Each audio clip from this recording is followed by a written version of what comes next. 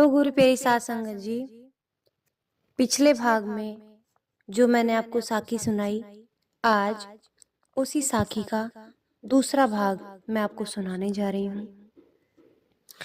पिछली कहानी में मैंने आपको यहाँ तक बताया था कि किस तरह वो राजा घोड़े को अपनी घुड़शाला में ले आए थे, ये जानते हुए भी कि किस तरह वो घोड़ा उनके लिए बहुत नुकसानदायी हो सकता है। फिर भी अपने गुरु के बताने के बाद भी, सब कुछ चेतावनी मिलने के बाद भी वो उस घोड़े को अपने घर ले आए, अपनी घुड़शाला में बंधवा लिया। तो गुरु प्यारी सात संगत जी, कुछ समय ही गुजरा था। एक दिन राजा के मन में आया कि वो वन घूमने जाए। उसके मन में वन घूमने की इच्छा हो गई, तो उसने अपने घुड़शाला के नौकर से कहा कि मुझे मेरा वो फेवरेट घोड़ा लाकर दे दो जिस पर मैं घूमने जाता हूँ। तो घुड़शाला के नौकर ने घुड़शाला में जाके देखा कि वो घोड़ा तो बीमार था। अब नौकर डर गया कि अगर मैं घोड़ा नहीं लेकर जाऊंगा तो राजा मेरे को नौकरी से तो निकालेंगे ही, ऊपर से मेरे को जेल में भी डाल देंगे। डर के मारे उसने अपने साथी से सलाह की कि मैं क्या करूं। दूसरे साथी ने कहा, डरने की जरूरत नहीं है, कोई ऐसा घोड़ा देख ले जो हूबहू उस घोड़े की तरह दिखता हो।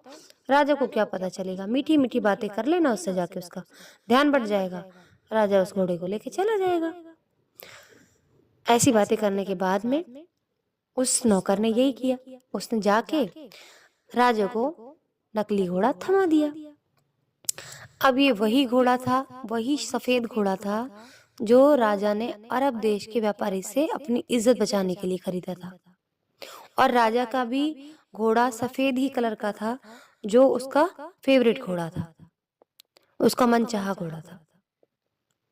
नौकर उसी घोड़े को सजा संवार के राजा के पास ले गया। कहीं राजा घोड़े को ध्यान से देख न ले, इसलिए ध्यान बटाने के लिए नौकर ने कुछ शब्द राजा की प्रशंसा में कह दिए। इस वजह से राजा ने घोड़े की तरफ ज्यादा ध्यान ही नहीं दिया। राजा पूरे जोश से उस घोड़े पर सवार हो गया। जैसे ही उसने लगाम कसी, घोड़ा हवा से बातें करने लग गया। राजा को तुरंत पता चल गया कि मेरा घोड़ा तो इतनी तेज हवा में उड़ने वाला था ही नहीं। ये राजा के मन में विचार आया। तुरंत राजा को लग गया कि हो ना हो ये वो घोड़ा है जो मैं अरब के व्यापारी से खरीद के लेके आया था। मगर अब कुछ नहीं हो सकता था। राजा ने घोड़े को रोकने का बहुत प्रयत्न किया, बहुत कोशिश की, लेकिन घोड़ा इतनी तेज गति से चल रहा था कि राजा उसे रोक नहीं पाया। राजा ने स्वयं को भाग्य के भरोसे छोड़ दिया। इसी 1.5 में राजा को पता ही नहीं चला कि कब वो उस घोड़े ने दिशा बदल ली और वो पश्चिम दिशा से दक्षिण दिशा की ओर मुड़ गया था।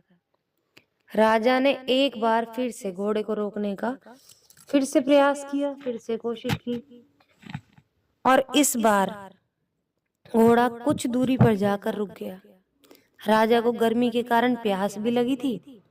वो घोड़े की लगाम पकड़कर पैदल ही पानी की तलाश में आगे और बढ़ने लग गया। थोड़ी दूर और चलने पर राजा को एक सरोवर दिखाई दिया। राजा सरोवर के पास पहुंचा और पानी पीने लगा। थोड़ी दूरी पर घोड़ा भी पानी पी रहा था। जैसे ही राजा पानी पीकर थोड़ा और आगे बढ़ा तो उसे एक सुंदर सी कन्या दिखाई दी। राजा उस कन्या के पास पहुंचा और उसे देखता ही रह गया। राजा जन्मेजय उस सुंदर कन्या को देखते ही रह गए। और अब आगे, क्योंकि वो कन्या थी ही इतनी सुंदर, राजा ने इतनी सुंदर कन्या अपने जीवन में पहले कभी नहीं देखी थी।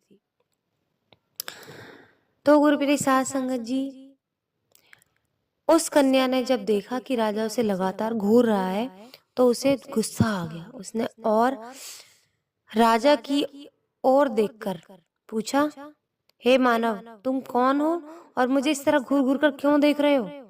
राजा बोला, हे सुंदरी, तुम्हें मैं घूर नहीं रहा, बल्कि तुम्हारे अनुपम सौंदर्य के कारण तुम्हें प्रशंसनीय दृष्टि से देख रहा हूँ। और मेरी इस दृष्टि में प्रश्न भी है तथा विस्मय भी कि कोई इस मानव रहित भयानक जंगली जीवों से युक्त घने वन में तुम अकेली नारी किस किस वजह से विचरण कर रही है, मतलब किस वजह से तुम इस घने जंगल में घूम रही है, ना कोई इंसान है, सिर्फ जंगली जानवर है। तो मुझे बहुत हैरानी हो रही है कि इतनी सुंदर औरत कैसे एक वन में घूम सकती है। वो सुंदरी बोली, मैं एक प्रतापी राजा को अपना पति मान चुकी हूँ और उससे विवाह करना चाहती हूँ, परंतु मेरे माता पिता मेरे इस निर्णय से सहमत नहीं है, इसलिए मैं अकेली ही उस राजा की तलाश में निकल पड़ी हूँ। राजा जन्मेजय बोले, हे सुंदरी, तुम मुझे उस राजा का नाम तो बताओ, शायद उस राजा को तलाश करने में मैं तुम्हारी कुछ मदद कर सकूं।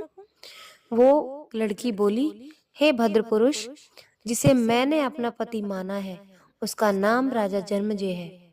कन्या की इतनी बात सुनकर राजा बोला कि हे सुंदरी, तुम्हारी तलाश अब पूरी हो गई, क्योंकि मैं ही राजा जन्मेजय हूँ। राजा के मुख से इतनी बात सुनते ही वो सुंदरी राजा जन्मेजय के समीप आकर बोली, मेरे स्वामी। कहते ही राजा के चरणों में झुक गई। राजा ने अपने चरणों में झुकी सुंदर कन्या को अपने हाथों से उठाया और कहा, हे सुंदरी, मेरे साथ मेरे नगर चलो। इतना कहते हुए राजा ने उसे अपने घोड़े पे बिठा लिया। राजा उस कन्या के मुंह में इतना फंस चुका था कि उसे याद ही नहीं कि महर्षि वेदव्यास ने उसे उस सुंदर कन्या को अपने राज्य में लाने के लिए मना किया था। बहरहाल राजा उस कन्या को अपने महल में ले आया। एक अनजान सुंदर औरत को राजा जन्मेजय के साथ महल में प्रवेश करते देख रानी ने सुंदर कन्या को साथ लाने के लिए राजा का विरोध भी किया, लेकिन राजा ने रानी की बात पर कोई ध्यान नहीं दिया। 2 महीने तो ऐसे ही बीत गए। एक दिन उस कन्या ने राजा से कहा, मैंने तो दिल से आपको अपना पति माना है, लेकिन आपने अभी तक मुझे पत्नी का दर्जा नहीं दिया, इसलिए हे स्वामी, या तो आप विधि पूर्वक मुझसे विवाह कर लो, नहीं तो मुझे वहीं छोड़ाओ जहां से लेकर आए थे। जो मेरे भाग्य में होगा देखा जाएगा। तो उस औरत को रूठते हुए देख राजा ने अगले ही हफ्ते उस औरत से शादी करने की पूरे नगर में घोषणा करवा दी। उसकी रानी राजा के इस निर्णय से बहुत दुखी हुई। उसने राजा को ऐसा करने से मना भी किया, लेकिन राजा पर रानी के समझाने का कोई असर नहीं पड़ा। अब गुरु प्यारी साध संगत जी, रानी बार बार उसको टोक रही थी कि ऐसा मत करो, ऐसा मत करो, लेकिन राजा पर तो उस सुंदर औरत की धुन सवार हो गई थी। उसके दिमाग में उस औरत का नशा चढ़ गया था और वो सारी बातों को धीरे धीरे करके भूलता ही जा रहा था।